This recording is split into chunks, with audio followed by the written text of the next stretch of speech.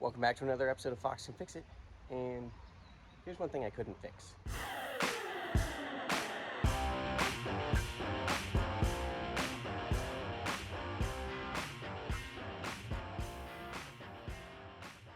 The throttle shaft bushings are bad on the carburetor, and at least one, possibly two of the vacuum solenoids have gone bad, and to try to find new or to try to find a good rebuilt is not cost effective.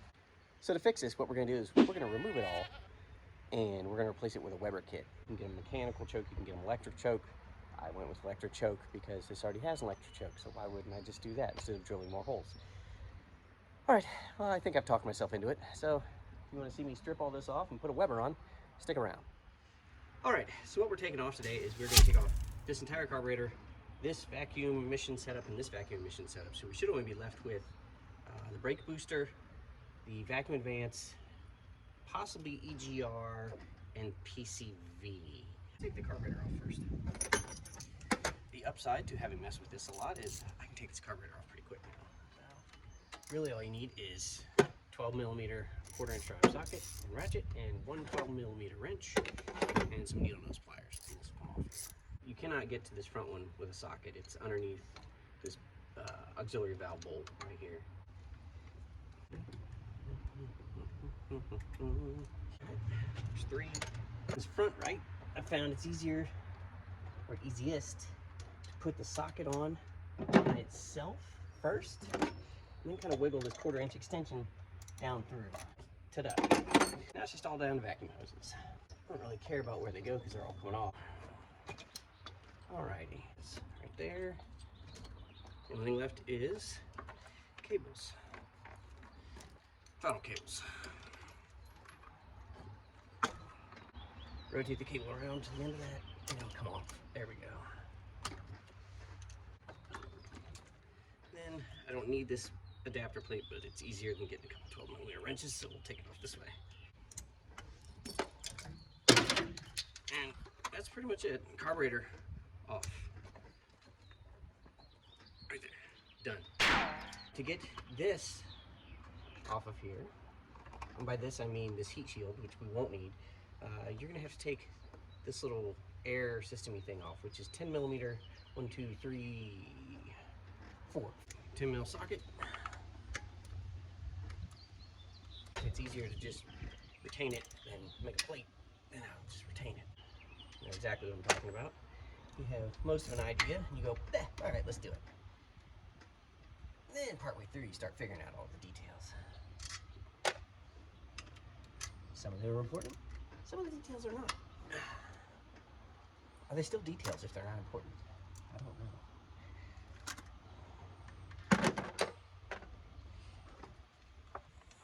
Okay. And that comes off. Just like that. It's like a supplementary air system that keeps the catalytic converter from overheating, if I remember right. If I have to make a block-off plate, it would go right here. 1, 2, and a little, maybe a piece of 1/8 inch to seal that off so you don't have an exhaust leak. This should come off of here now. There we go. Crazy heat shield is off. All right, EGR valve off. What we've got left now is we need to take this off and this off, which is all vacuum hoses and electrical connections.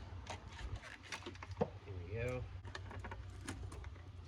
So that one, I don't know what that goes to, so we'll just disconnect it.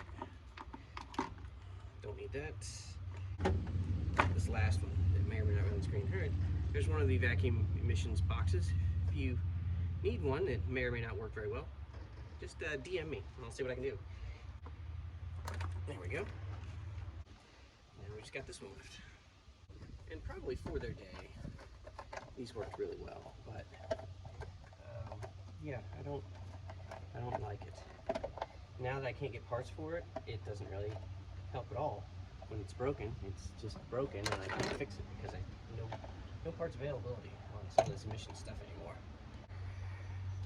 That's gone. This, it has many hoses. There's a thermal vacuum switch down at the bottom that we do not need. That goes to some sort of purge valve. There we go. That's the rest of it.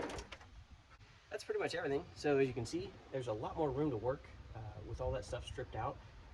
What we will have to do for the choke is use one of these red wires or the yellow that is hot all the time with ignition on for the choke wire. We'll just take a partially clean rag and some brake clean. Not that this is going to make it run better at all, but if I'm here and I'm waiting on the kit to arrive, I might as well just, you know, make it look like I tried. Yeah, that looks like I did nothing. Perfect. Ooh. This is the Redline kit for any 79 to 83 Honda 1.5. This is part number K725. 725 means it is electric choke instead of manual. 724 would be a manual choke. It has throttle bracket. It has the adapter plates to incorporate that third auxiliary valve in the lower plate and then mount the Weber to the upper plate. Comes with your Weber 2-barrel carburetor. Fuel's over here. I don't know what that does yet. There's the choke. Comes with a little box air cleaner thing and some instructions that we'll probably at least need some of. All right, I sort of half read these directions. Base plate gasket, which is cut out for your auxiliary valve. And then this bottom plate, which has this slot right here for your auxiliary valve. And that goes just like that there. Tapered screws so they sit flush so that the next step will mount to this. All right, and the next step is this next bracket. This tapered side goes up, so it's a smaller opening here on the bottom and a wider opening at the top. Smaller of the two gaskets, and it does only fit on one way. Not under tightened. There we go. If you see, we're now making a nice tapered right in there for the primaries and the secondaries. Yeah, this last gasket doesn't really matter that way, but it is only tapered one way. So you want to make sure the fat end goes to the fat end here towards the secondaries. Small end is primaries. Regular carburetor studs, those go next. Finger tight. There you go, perfect. The bigger of the two bores is your secondary, and that's got to go here where the bigger one is, otherwise it's not going to work. Okay. There we go, look at that, beautiful. Okay, now we can put these back on there. This one, see this? Well, now there's one inlet, so we're gonna have to get a different filter, or I'm gonna have to cap this one off. Probably cap that off with a vacuum hose. Well, a vacuum hose might not be good for fuel. It might not last long, and then have a giant fireball. So maybe I'll just get another filter. I think what we ought to do is hook the fuel up and maybe make sure this works before you go worrying about a throttle bracket. All right, dug into my extra fuel filter supply, and I think we've got one that'll work here. I'll probably end up zip tying this somewhere around here, but for now, we're just gonna get a piece of fuel line and go up and over with it. There we go. Yeah, I'll get a red jumper wire over the choke. All right, so sit like that. I'll get jumper wire. Keep in mind this is only temporary. I'm not doing this permanently. I mean, do I hack things? Sure, but I don't hack things that bad. At least not all the time. Back in advance. There. Vacuum ports on the backside here into the choke. What I gotta do is we're gonna crank this thing and get some fuel into it and see what happens, I guess. Yep, now I've got it. So I've got fuel in the bowls because I've got accelerator.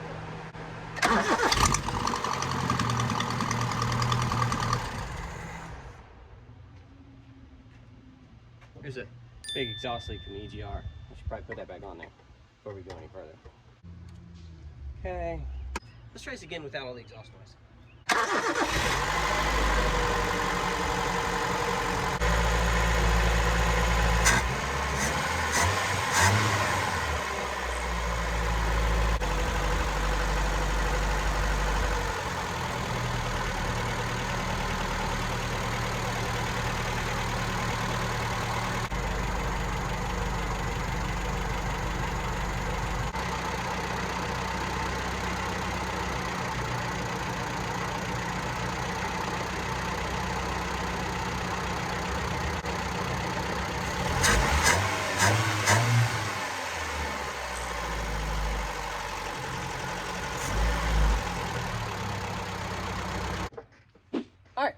Well, I would say that works.